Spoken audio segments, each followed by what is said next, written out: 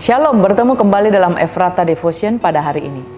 Ada seorang penjudi dan pemabuk bertobat dan menjadi Kristen. Ia baru dibaptis sebagai orang percaya. Dia ditanya oleh temannya yang belum Kristen, "Apakah engkau kenal Yesus?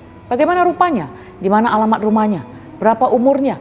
Apa yang dia lakukan untukmu sehingga engkau bersedia menjadi pengikutnya?" Orang Kristen baru ini menjawab, "Saya memang hanya mengenal wajah Yesus melalui gambar dalam buku-buku rohani, itu pun hanya tulisan tangan seseorang.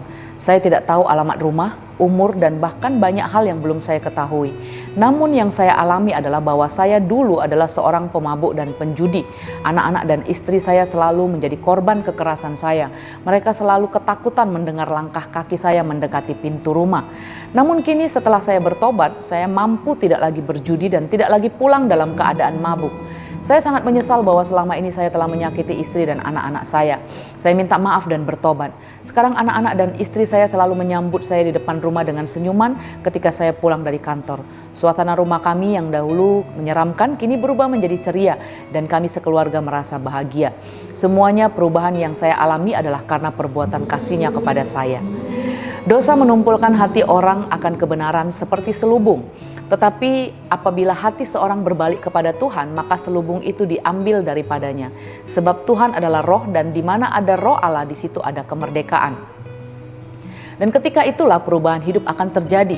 Setelah itu hidup kita tidak pernah sama lagi dan kita juga harusnya tidak mau lagi kembali ke hidup yang lama, yang penuh dosa dan kejahatan.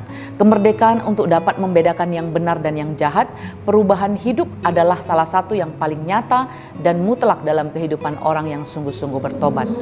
Setelah itu untuk menjaga hidupnya yang baru alami pertumbuhan, ia perlu belajar untuk menjadi seorang murid. Seorang murid belajar dari kanak-kanak sampai mereka bertumbuh dewasa. Ketika aku kanak-kanak, aku berkata-kata seperti kanak-kanak, aku merasa seperti kanak-kanak, aku berpikir seperti kanak-kanak.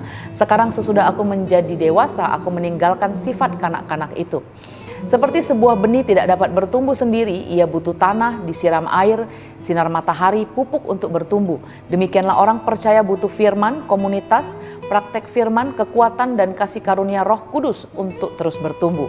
Kiranya kita orang-orang yang mau percaya dan rindu untuk terus bertumbuh dengan tetap di dalam firman, dibangun dan hidup dalam komunitas dengan mempraktekkan firman dengan kekuatan Roh Kudus. Agar hidup kita bukan hanya berubah sebentar, tapi terus bertumbuh dan menghasilkan banyak buah-buah kehidupan yang baru bagi para petobat yang mengalami kasih Kristus melalui kehidupan kita.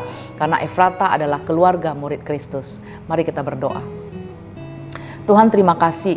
Terima kasih Tuhan. Kami ada di hadapan-Mu dan kami terus mau bertumbuh. Kami terus rindu Tuhan mengalami Engkau dalam hidup kami, tinggal di dalam Engkau dan bahkan bisa jadi berkat bagi banyak orang. Tolong kami Bapa supaya kami tidak lagi hidup dalam kebiasaan yang lama.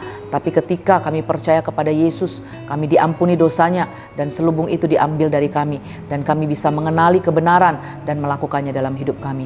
Kuatkan kami Tuhan, kami berdoa, kami bersyukur kepadamu dalam nama Yesus.